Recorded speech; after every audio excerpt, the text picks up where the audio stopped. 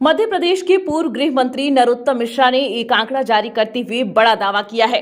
उनकी तरफ से बताया गया है कि हाल के दिनों में मध्य प्रदेश में तकरीबन 20,000 लोगों ने भारतीय जनता पार्टी ज्वाइन की है। इसमें अकेले 14,000 से ज्यादा कांग्रेस के नेता और कार्यकर्ता शामिल हैं। ऐसे में अब बड़ा सवाल है कि आखिर कांग्रेस किस ओर जा रही है और पार्टी का भविष्य क्या होगा। इस बारे में इंदौर में वरिष्ठ पत्रकार श्याम यादव से हमने चर्चा की और उनसे जाना कि आखिर कांग्रेस गर्त की ओर क्यों जा रही है। इस पर श्याम यादव की तरफ से कहा गया कि मध्य प्रदेश में कांग्रेस में इस समय खलबली की स्थिति है।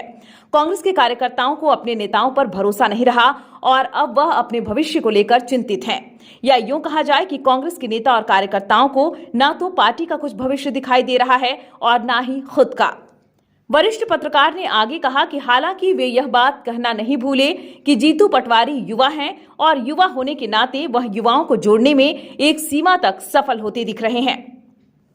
दरअसल जीतू पटवारी जब से अध्यक्ष बने हैं तब से लेकर अब तक कई बड़े नेता कांग्रेस का दामन छोड़कर बीजेपी में जा चुके हैं।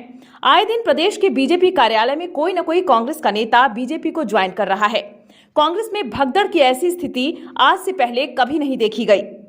मन ही मन कांग्रेस के कार्यकर्ताओं को लगने लगा है कि उनका भविष्य कम से कम अब कांग्रेस में रहकर तो सुरक्षित नहीं है।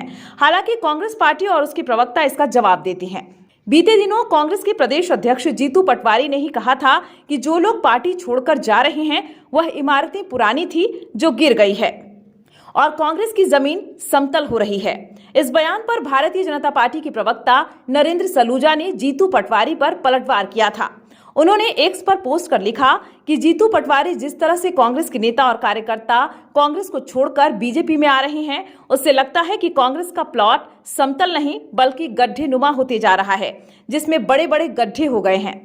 श्याम यादव ने आगे कहा कि बहरहाल यह बयानों की राजनीति है और बयानों पर ही चलती है, लेकिन अंदर खाने की खबर यह है कि वाकई में कांग्रेस के नेताओं में इस समय खलबली मची हुई है। इस खलबली के मचने का नकारात्मक प्रभाव यह हो रहा है कि पार्टी आगामी लोकसभा चुनाव और उसके प्रत्याशियों को लेकर बहुत सोच विचार में रही और कई दिनों बाद प्रत्याशी घोषित कर पाई। राजगढ़ से दिग्विजय सिंह को उतारना कहीं न कहीं इस बात के संकेत हैं कि कांग्रेस मध्य प्रदेश में छिंदवाड़ा के अलावा मध्य प्रदेश के अन्य संसदीय क्षेत्र में अपने उम्मीदवारों को जीतता हुआ देखना चाहती है। शायद इसीलिए वरिष्ठतम नेताओं को पार्टी ने मैदान में उतारा है। दरअसल यह फॉर्मूला विधानसभा के चुनाव में बीजेपी ने अपनाया था, जहां कई केंद्रीय मंत्री और राष्ट्रीय स्तर के नेताओं को पार्टी ने मध्य प्रदेश के विधानसभा चुनाव में खड़ा करके सबको चौंका दिया था। उसी तर्ज पर अब कांग्रेस अपने बड़े नेताओं को लोकसभा चुनाव में उतारकर किसी चमत्कार का इंतजार कर रही है।